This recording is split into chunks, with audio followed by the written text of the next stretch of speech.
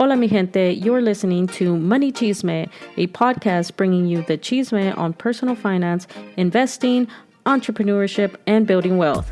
I am your host, Violeta, a first-generation Mexican immigrant in which I struggled on my own path to financial freedom and am currently on my personal journey to building wealth. I am here each week to bring you my experience, financial tips, and the latest chisme on personal finance to help you on your own journey to financial freedom and building wealth. So if you're looking for a place to learn financial literacy, how to invest, and how to make your money work for you, then you've come to the right place. Don't forget to visit the blog at moneychisme.com, where you can also keep up with the latest chisme and sign up for the email list so you never miss an episode. You can also find us on social media, including Instagram, Facebook, TikTok, and Twitter, and YouTube. All right, mi gente, so get your cafecito or your drink of choice and let's get into this chisme. So I purchased my first duplex at the end of 2021, and now it's been rented for about a year, and I want to go over why I got so addicted to, investing in these properties located in the working class and low income neighborhoods, and show you how this duplex performed in its first year. So this duplex is my first multi-unit property that I have purchased. It's not my first rental property, but it's definitely the first one that I purchased out of state, and I've never been to this state. I never set foot in this property, so it's definitely scary, but let me tell you, the rewards that I'm getting from just this one property has me hooked, and now this year I'm planning on buying number 3. So first up, this property cost me $113,000. It is a 2-bedroom, 1-bath each side. It's a duplex. And, I ended up putting down 25%, and my interest rate was 3.75. And that brought my mortgage to $584, I believe it was. And I rent out each side for $895. So now you might be asking, like, oh my God, how did you get a rental property for $587 a month for your mortgage? Well, the thing is, I am investing in the working class neighborhoods, which are usually the lower income neighborhoods where like the school districts aren't that good. These are older properties that most of the time when you purchase them, they need small updates and they need, some repairs. So that's why you're able to find these properties pretty cheap. And like I said, I found mine for $113,000. So I bought my property at the end of 2021. So I was able to ride out that wave where all the interest rates were low. So I actually got a 3.75 interest rate on this investment property, which was super freaking awesome. I did put 25% down. So that ended up giving me about $84,000 of the actual loan that I am borrowing. And so that ended up being about $390 for the month for just that, for those two things.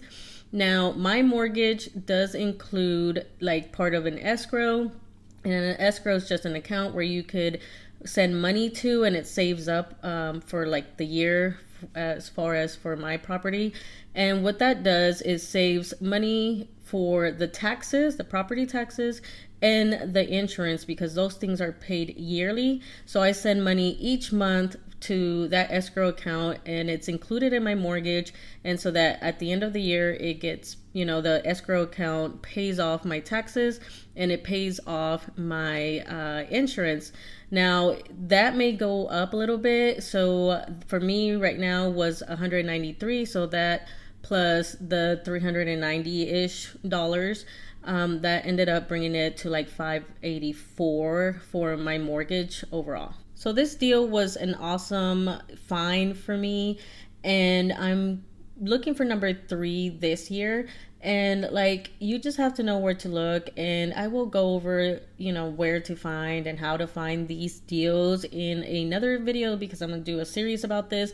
But for now, I want to just like show you what is you're capable of earning as far as investing in these types of properties. Because when you see these properties, you're kind of iffy about them, but let's break down the numbers and show you how well I did this year. So like I said, my mortgage is about $587. So that ended up being about $6,700 ish for the year for my mortgage payments. Now I do pay a property manager because, like I said, I'm out of state. So it's hard for me to do all these things, especially since I do have a regular 9 to 5 job. And this property manager takes care of everything. So he charges me 8%, and they take care of everything, the tenants, the moving, and all that stuff. And for the year, it came out to like $1,650. So as I said earlier, these properties are older properties, and they're usually somewhat in a bad shape, but most of these just need some repairs and maintenance and small updates to bring them up to like code and stuff. And for me, for this property, for the year, it cost me $2,555, and that was with the repairs and minor maintenance. So this property, I got lucky. It was owned by someone that lived there, and they took really great care of this property. So I had minor repairs. So the rental income that I brought in for this year was $20,632. Each side is rented out for $895. Now, one of the tenants moved out towards the end of the December, so that's why I'm a little bit short. But overall, I earned $20,632 in rental income for the year that it was fully rented out, both sides. Now, you subtract the management fees is $1,650, and you subtract the repairs, that's $2,555 of repairs. It ends up having $16,427 in like net profit. But I didn't deduct the mortgage yet. So if you deduct the $6,720 for the mortgage payments, you end up being at $9,707 for the year that was in profit. And most of it was passive because, I am barely doing anything. The property manager does everything. Now, $9,707 may not seem like a lot, but this comes out to about $700 in cash flow per month extra on top of my pay. So the more properties that you buy, the more it compounds and the more you make. And this is how you build wealth over time. So real estate investing is a long-term game. It's not like quick cash unless you're one of like the flippers, but even that, it does take time to compound as you buy a house, flip it, get the profit, then you put that towards another property and so forth. So it might not seem like a lot, but this, $9,000 was earned mostly passive. I think the only things that I had to do was find the property and purchase the property. The rest of the things was the property manager, and all I had to do was say yes or no to repairs, and they did everything. So for the whole year, I didn't have to worry about it. Now, another thing that you want to remember is, yes, I subtracted the $6,720 for the mortgage payment, but part of that mortgage goes towards the property. And it's like, to me, it's like a savings account because now this property is being paid off. And so that is also going towards me at the end. So it's really easy to kind of get caught up in like $9,000 isn't anything for the year.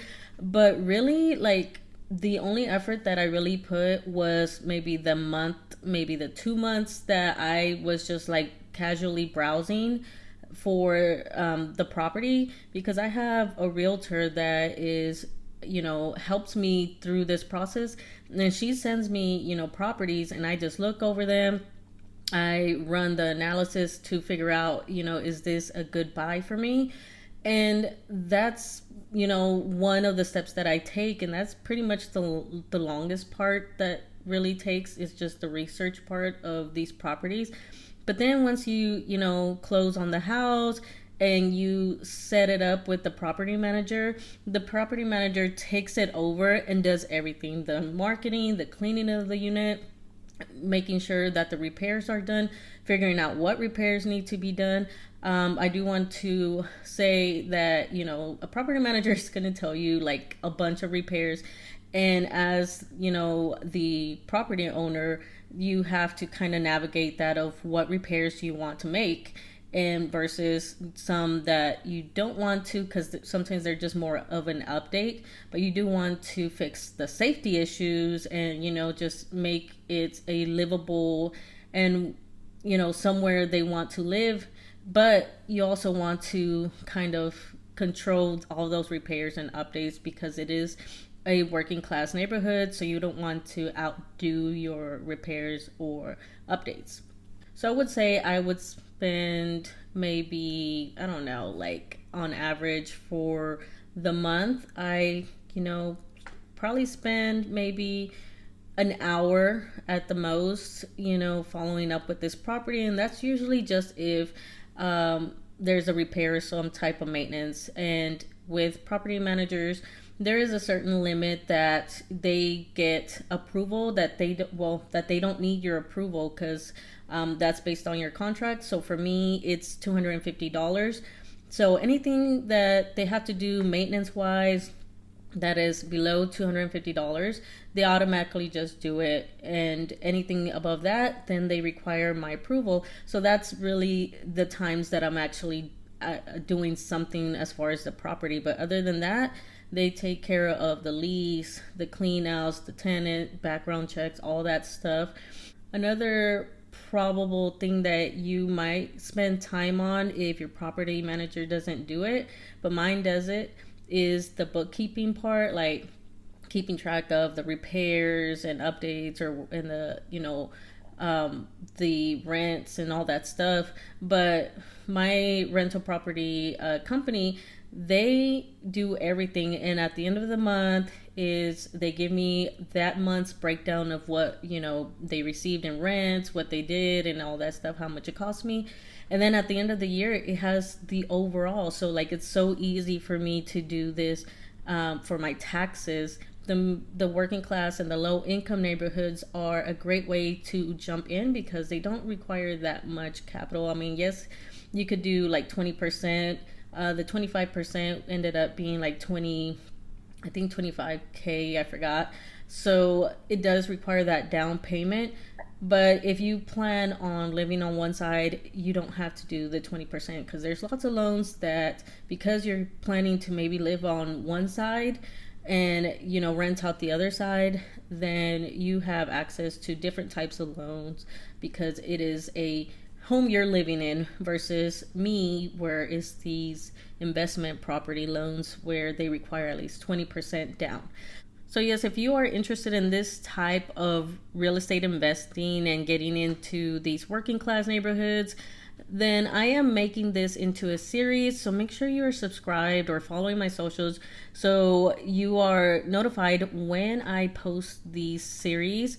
So in the meantime, you could always hit me up in my Instagram or my other socials for any questions that you may have. So I will see you next time. Bye. Thanks for listening. If you enjoyed the episode, please leave me a review and don't forget to share so others may find the podcast. If you'd like to be a guest or have any topics or questions you'd like to hear discussed, you can reach out to me at any of my social media or email me at moneychismeblog@gmail.com. Hasta la próxima. Bye.